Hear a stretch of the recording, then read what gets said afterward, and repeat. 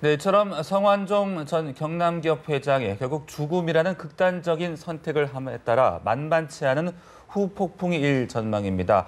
해외 자원개발 비리 의혹을 수사하고 있는 검찰의 수사에도 차질이 불가피해 보이는데요. 네, 또 성 전 회장이 극단적인 선택을 한 배경은 무엇인지 여전히 의문으로 남아있는 상황에서 그의 유서 내용에도 궁금증이 증폭이 되고 있습니다.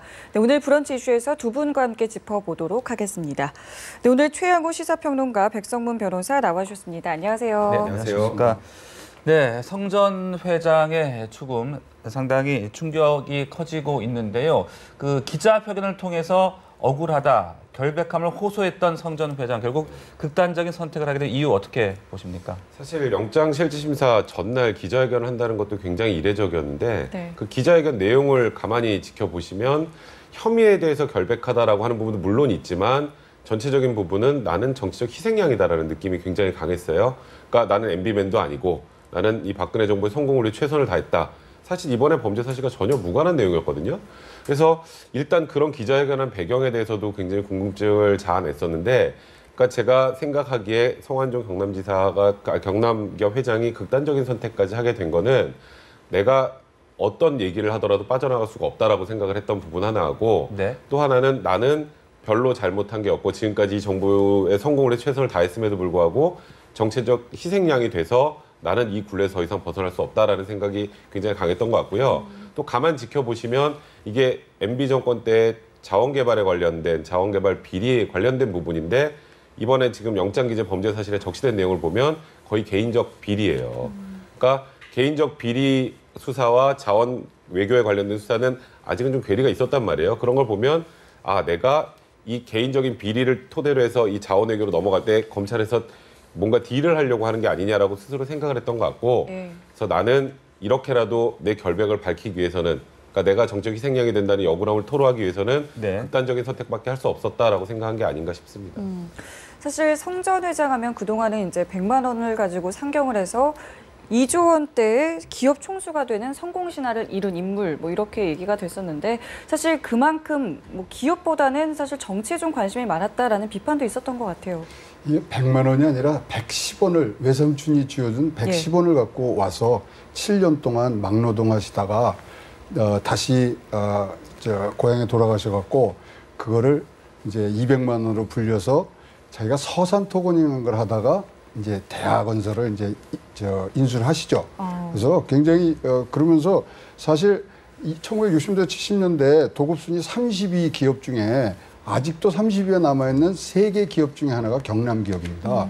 뭐 대우에 갔다가 다시 오고 그러지만 근데 참 재밌는 거는 당시에 이제 성완종 회장이 주위 분들이 건설업 하시는 분들이 꽤 계실 거 아닙니까? 그 동종업계인데 근데 계룡건설의 이인구 회장, 그다음에 대산건설의 오장섭 회장 두 분이 다 국회의원 되시거든요. 그러니까 이인구 회장 같으면 13대 15대 그러시면서 2000년대 14대부터 굉장히 정치에 관심을 두시기 시작합니다. 뭐 그전에도 민자당, 민정당 이런 데 재정위원으로 하시고요. 사실 성완종 회장이 언론에 표출되기 시작한 것은 1992년도에 연기군수가 부정선거로 했다 그래서 이 양심선언을 한 적이 있어요. 그때 대학건설 10만 원짜리 수표 15억이 나오면서 그때부터 이제 정치권에 또는 언론에 노출이 되는데 그때는 이제 무혐의 처리를 받으셨어요.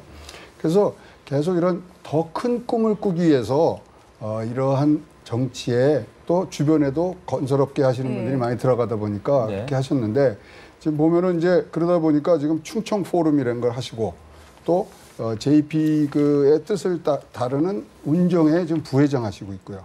그다음에 최근에는 또 반기문 총장과의 그런 어떤 대선 관계된 그런 언론 보도에서도 조금 그런 정치 쪽에 그래서 미래 권력, 현재 권력하고도 두루두루 굉장히 많은 교분을 갖고 있으셨고요. 결국 이제 18대 되셨다가 가을 음악회라는 그런 선거법 위반 자선 불효 음악회를 하셔서 다시 이제 의원직을 상실하시는데 참 고인의 명복을 빈다는 말 외에는 지금 회장님을 표현할 말이 없는 것 같습니다. 네, 사실 여러 가지 좋은 일도 많이 하셨고 또 반면에 비리 의혹들도 좀 있었던 것 같은데 이번에 혐의들은 뭐 분식회계, 횡령 등의 혐의를 받았던 거죠. 그러니까 이번 혐의는 최초로 이제 2008년에서 2013년까지 경남 기업 아까 말씀하셨던 것처럼 기업 가치를 2조 원까지 키웠던 기업이지만 그 당시에 재정 상태는 그렇게 썩 좋지 않았거든요. 그런데 정부나 혹은 은행을 통해서 융자를 받고 대출을 받기 위해서는 당연히 회사가 우량해야 되잖아요. 근데 이 우량하지 않은 기업을 우량한 것처럼 만드는 방법으로 9,500억 정도를 분식회계하는 방법으로 해서 회사가 우량한 것처럼 속여서 금융기관으로부터 800억 원 정도의 대출을 받았다라는 부분 이제 사기 혐의가 하나 인정이 되고요.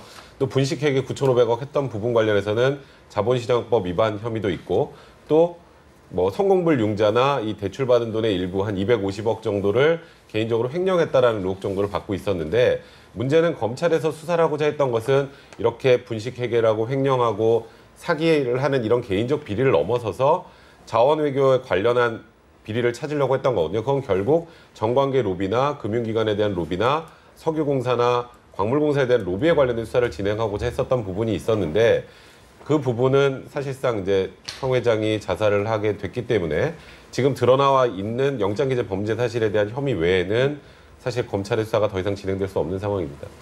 네. 자, 그러면요. 저희가 이례적으로 좀 공개 기자회견을 열어서 자신의 억울함을 호소했던 그 장면을 좀 보고 넘어가도록 하겠습니다. 잠시 영상 보고 가시죠. 네. 저는 자원개발과 관련해 융자금을 횡령한 사실이 없는데 잘못 알려진 사실로 인해 제 한평생 쌓아온 모든 것이 한순간에 무너지는 것 같아 참담하기 그지없습니다. 저는 MB맨이 결코 아닙니다.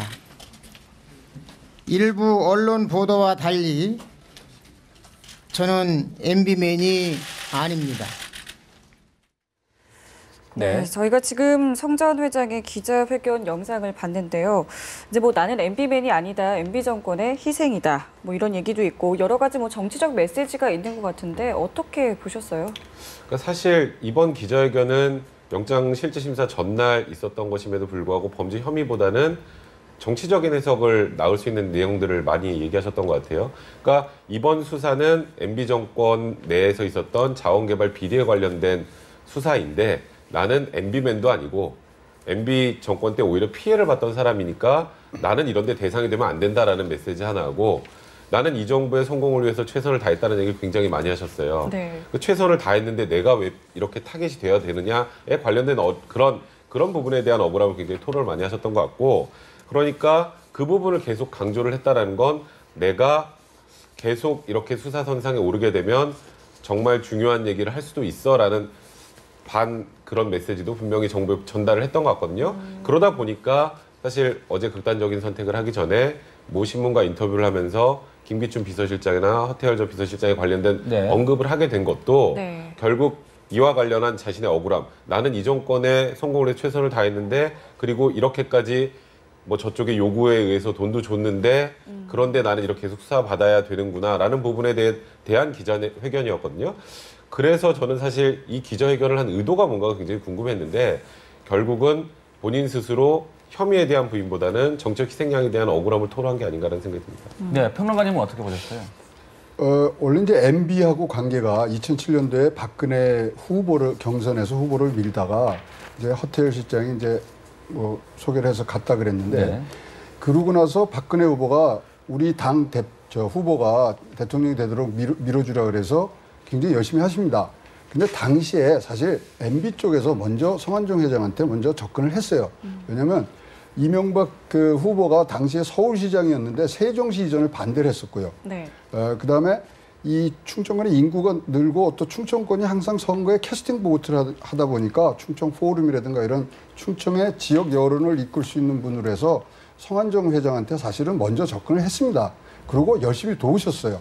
그래서 이제 MB맨으로 소문이 날 수도 있고 2008년 워크아웃 될 때 또 이상득 의원이 신한은행에 또 도움을 주신 것도 사실이고요. 그래서 이제 MB맨으로 이제 갈 수는 있지만 이거는 뭐 깔린 메시지는 이거 전체 수사가 청와대하고 총리실에서 수사 실시하는 거 아니냐. 나는 신의와 의리 속에서 정권 창출에 내가 최선을 다했는데 왜 그러냐. 왜 자꾸만 빅딜을 하라 그러느냐. 거기에 대한 지금 일단 자기의 참 억울함을 호소하는 네. 그런 얘기인 것 같습니다. 네, 그리고 잠깐 언급도 하셨습니다만은 성 전 회장이 한 언론사와 가진 인터뷰 내용이 또 논란이 되고 있습니다. 이 김기춘 전 실장과 허태열 전 실장에게 돈을 건넸다는 내용이었는데 김 전 실장은 극구 부인하고 있는 그런 상황이거든요. 파문이 좀 있지 않을까 싶은데요. 사실 오늘 아침에 가장 충격적인 뉴스 중에 하나였던 것 같아요. 그러니까 자살을 하기 전에 경향신문과 전화 인터뷰를 통해서 네. 돈을 줬다라는 부분이잖아요. 네. 그런데 문제는 이 폭로에도 불구하고 이 부분은 수사 불가능합니다. 왜냐하면 네.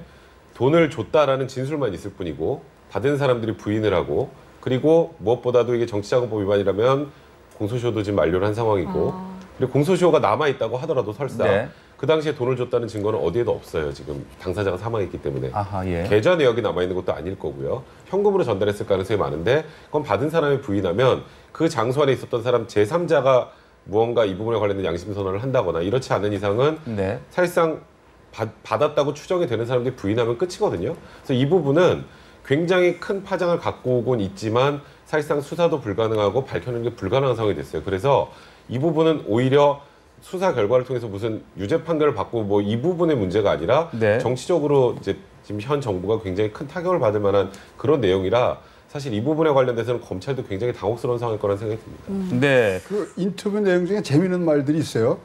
그렇게 뭐 작지 않은 돈, 큰 돈을 갖다 주는데 저쪽에서 예. 뭐 달라 그랬지 내가 먼저 갖다 주는 네. 사람이 어디 있느냐. 그다음에 이제 정황을 굉장히 구체적으로 말씀하셨어요. 김기춘 실장 같은 경우에는 당시에 수행비서가 따라왔다.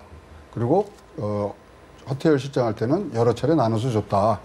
그러면서 뒷단에다가 그 인터뷰 모 신문하고 하는데 뒤에서 자꾸만 자기의 그 횡령, 배임, 비리와 MB 때의 자원외교 비리를 자꾸만 빅딜을 하라고 검찰에서 종용을 했다. 네. 이런 얘기들을 막 하거든요.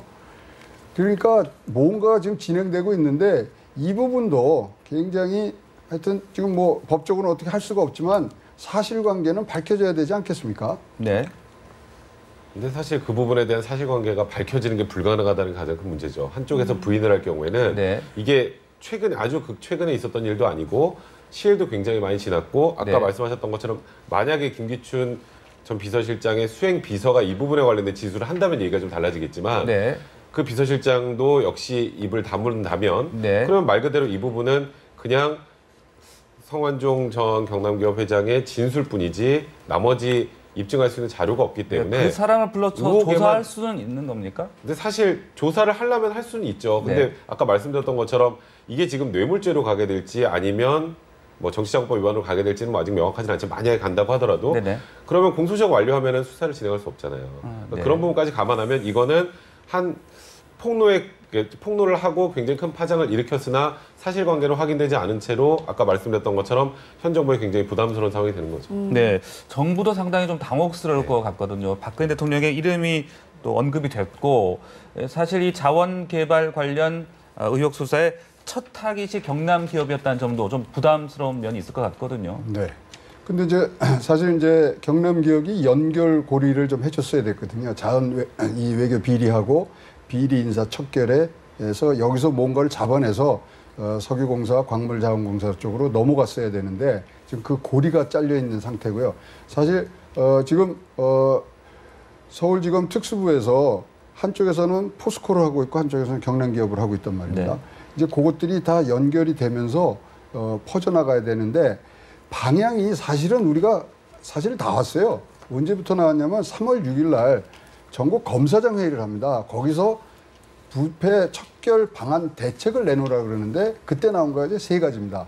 대기업, 그다음에 인사비리, 그다음에 지방자치단체, 그다음에 지방 이 공기업들 비리, 그리고 사회의 구조적 부패에 대해서 척결을 어떻게 하느냐에 대해서 검사장님들이 다 모셔갖고 거기서 결의를 하셨거든요. 앞으로의 수사 방향입니다. 그리고 나갈 방향이고 그런 것들이 차근차근 이어져야 되는데 사실 지금 첫 단추부터 스텝이 꼬인 거죠. 네.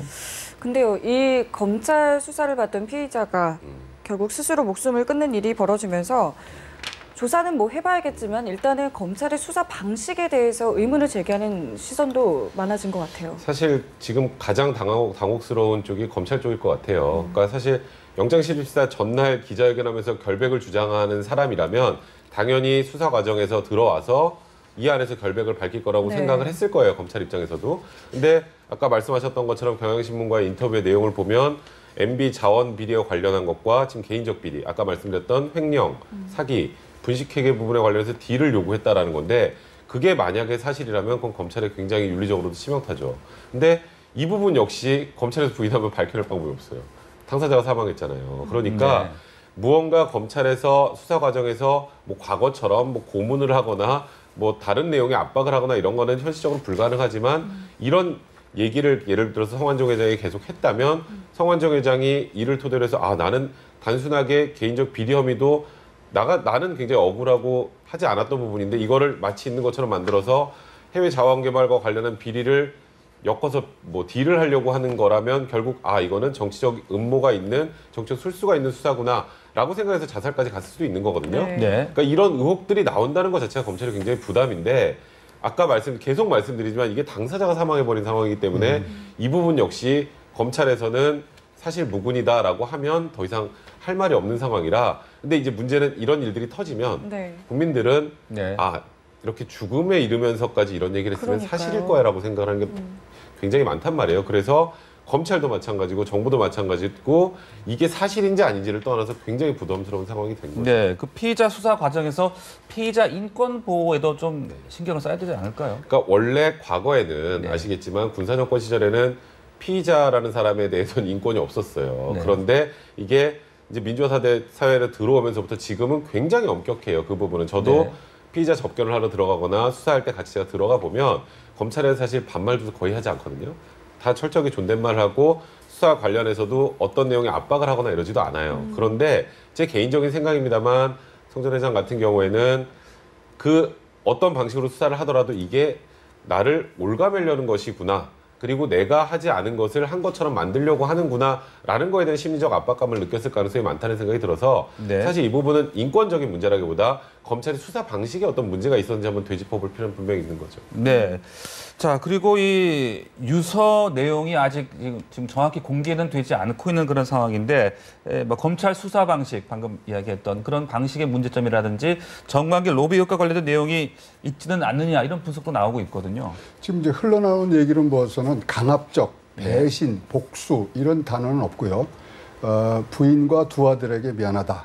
그다음에 장학 사업을 계속해달라. 그다음에 이제 큰 아들한테는 또 특별히 당부하신 게 있대요. 삼촌들하고 잘 의논해서 해라. 네. 이제 그러면서 이제 그 지금 동생이 세 분 계시지 않습니까? 세 분들이 이제 뭐 유서에 남겨 있는 건지는 모르겠습니다만 지금 그분들은 보셨겠죠. 보셨는데 나오는 내용들이 하여튼 자기네들이 이렇게 좀 억울한 면 이건들을 많이 지금 부각을 하시거든요. 그래서 그런 내용들이 좀 있는 것 같고요. 지금 유족 측 얘기로는 이런 장학 산업에 대해서 굉장히 여러 번 언급을 하세요. 그래서 장학 사업에 대해서는 뭔가 유서에 좀 남겨 있는 게 아니냐 그렇게 봐지고 있습니다. 네. 그 혹시 이 유서 전체 내용을 뭐 확보할 수 있는 그런 방법도 있는 겁니까? 사실 강제적으로는 불가능하죠. 만약에 이 유서가 범죄 혐의와 관련된 부분이 있다면 네. 그러면 아시겠지만 압수수색 영장을 받아서 확보할 수도 있을 텐데 사실 그런 방향으로 진행되는 건 불가능하고요. 그래서 검찰도 지금 유족과 협의하에 어떻게든 유서를 확보해 보겠다라는 입장이거든요. 근데 저는 이제 이 유서가 아까 말씀하셨던 것처럼 뭐 억울하다 네. 그리고 장학 사업에 관련된 내용만 있다면 굳이 가족들이 공개 안 할 이유가 없을 거라는 생각이 들어요. 그리고 네. 자살하기 직전에 경향신문과 인터뷰에서 이런 내용을 폭로할 정도라면 네. 유서에도 무언가 밝혀지면 굉장히 사회적으로 굉장히 큰 충격을 줄 만한 내용들이 들어있기 때문에 가족들이 유서로 공개를 거부하는 게 좀 아닌가라는 생각이 민감한 들어서요. 내용이 있을 수도 네, 그렇죠. 있지 않을까. 그러니까 지금 네. 일단 벌써 지금 김기춘 비서실장, 허태열 전 비서실장의 이름이 벌써 언급이 됐잖아요. 네. 그거는 유서의 내용과 상관없이 자살하기 직전에 한 인터뷰에서 그런 이름을 밝혔다면 유서에는 그거보다 더 자세한 내용이 쓰여 있을 가능성도 배제할 수는 없는 거죠. 그러니까 만약에 이 유서에 이런 내용들이 전혀 담겨 있지 않고 억울함 신경을 토로한다거나 장학사업에 관련된 얘기만 있다거나 네. 뭐 자신은 사후에 어떻게 해달라거나 하는 내용 정도만 있다면 유족이 이런 논란을 잠재우기 위해서 오히려 공개를 하는 게 바람직한 것 같고 다른 부분이 있다면 검찰과 좀 협의해볼 필요가 있다는 생각이 듭니다. 사실요. 여기에 그 기자회견할 때 2007년도 대선 후보 경선에서 박근혜를 도왔다는 얘기를 직접 하셨잖아요. 그렇죠. 그 참모들이 굉장히 극구 반대를 했었답니다. 그거 넣지 말자고. 아, 예. 그리고 본인이 그걸 직접 쓰셨대요. 그러고서 이제 8일 날 저녁에 굉장히 전화를 기다리신 그런 정황이 지금 포착이 됐거든요. 그래서 뭐 친박이나 박근혜 쪽에서 이제 박근혜 대통령 쪽에서 무슨 전화가 오기를 굉장히 기다렸었다는 그런 얘기예요. 그리고 기자회견하기 전에도 이 친박의 고위 인사하고 뭐 만나서 의논을 했다는 얘기도 있고요. 그래서 최근에 굉장히 많은 여권 인사들한테 요청을 했는데 심지어 전화도 안 받는 그런 사태들을 보고 굉장히 좀 뭐 배신감, 억울함, 어디 호소할 데 없는 그런 마음 그런 것들이 막 쌓이다가 11시 15분에 직원들이 퇴근을 하거든요.